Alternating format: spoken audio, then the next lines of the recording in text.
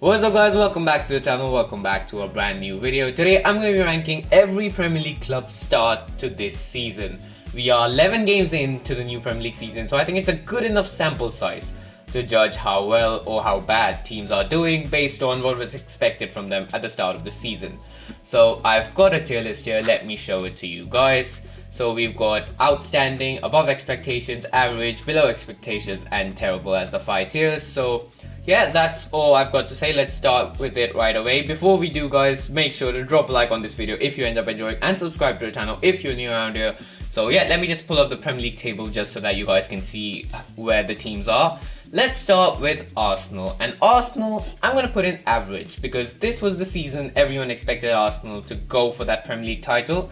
And they were right in the sense that City are looking shaky, etc. But Arsenal have failed to capitalize on that. They are 4th right now, 19 points, 9 points behind Liverpool, and they have had shaky losses such as to Bournemouth, to Newcastle, and they've just not been the same. I know they've had injuries, suspensions, foolish red cards, but Arsenal have to get their act back together or else they can say goodbye to the Premier League trophy, if I'm being really honest. Next up is Bournemouth, and I'm going to put them in average as well. Now, Bournemouth had a good last season under Iraola. They had their highest points record ever. But this season, they didn't start particularly well. But recently, they've beaten Arsenal. They've beaten Man City at home.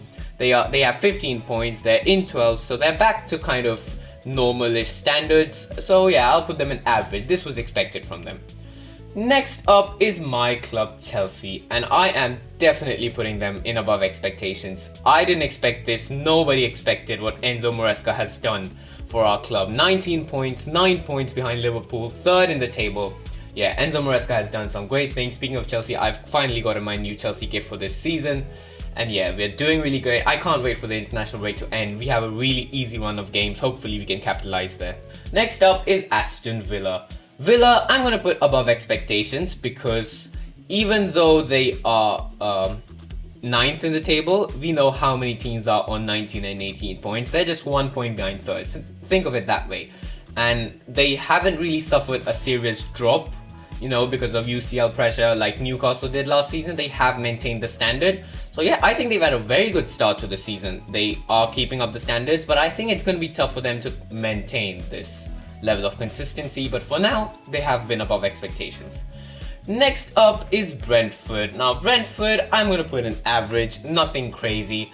They are 11th mid-table as always, you know, nothing different from Brentford. So yeah, nothing much to say about Brentford. They are going crazy, scoring way too many goals, first minute, last minute, whatever. That's all. Forest, I'm going to put them in outstanding because Nottingham Forest were 3rd for a while this Premier League season, and I don't think anyone expected that. Not even me. I don't think Forest fans even expected it. 19 points. They are 5th in the table right now. They are level with 3rd. Crazy what Nuno has done. They've beaten Liverpool at Anfield, got a point at Stamford Bridge. They've done amazingly well. I think European football is a good and realistic target for Forest this season. They should be able to do it.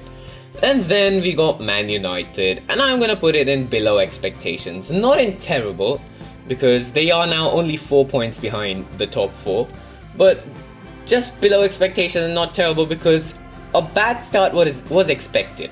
Ten Hag was literally only kept because of that FA Cup final win. He should have been sacked. They were 8th last season, and that's the way it continued. And it got so bad, they were 14th, they had to sack him.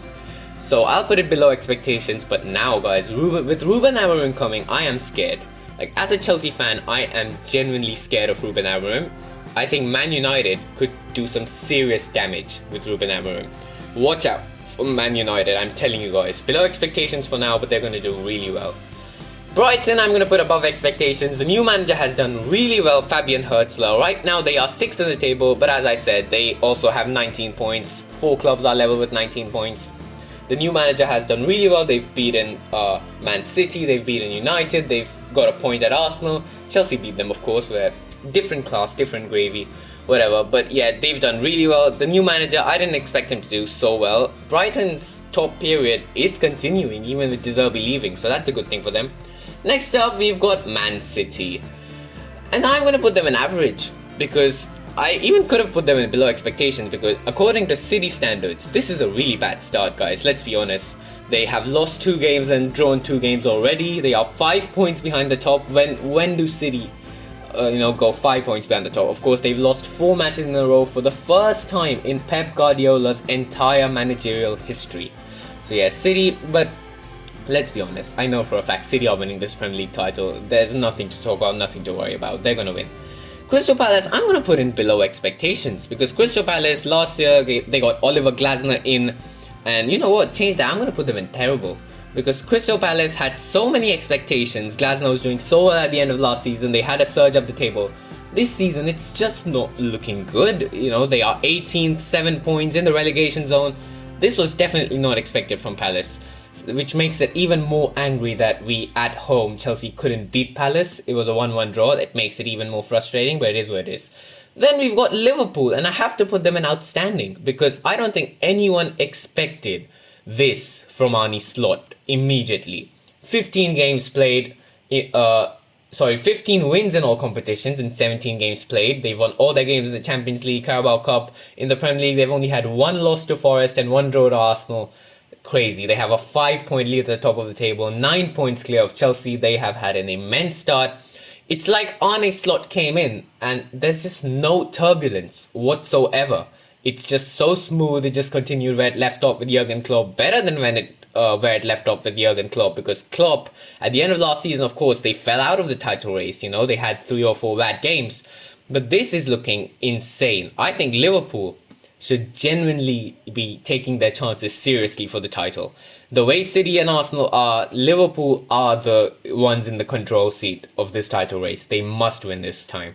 If they don't win this time either, I think Liverpool are just cursed. Everton, they are 16th in the table. I'm just going to put it in average, because this is what Everton do every season. They lurk around the relegation zone and then they escape somehow.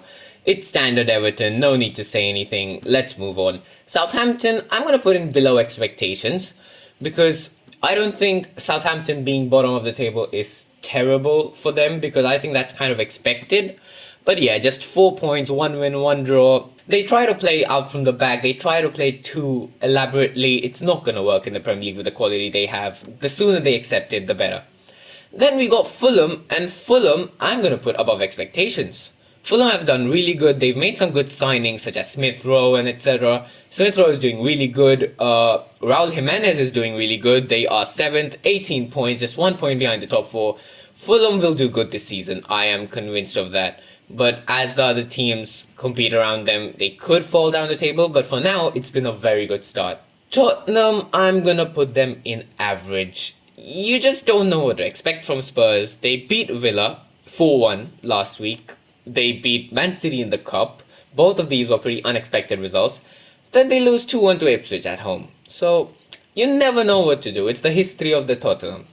But yeah, so I'll just put them in average. They're 10th, 16 points. Yeah, they'll probably end up in the top half somewhere. They could end up 3rd or they could end up 10th. That's the thing about Tottenham. Ipswich, I'm going to put them in average. They are the Luton Town of this season, They haven't been in the Premier League for 20 plus years. No one expects a lot from them. With that win against Spurs, they have moved out of the relegation zone. They are 8 points, currently 1 point ahead of the relegation zone. I think Ipswich will survive, I think the other clubs, I think the relegation zone, the current one, is going to remain at the end of the season. Ipswich, they have enough firepower. Liam Delap is scoring good goals. Hutchinson from Chelsea, of course, he's going to do good. So yeah, next up we've got West Ham, and I'm going to put it in terrible.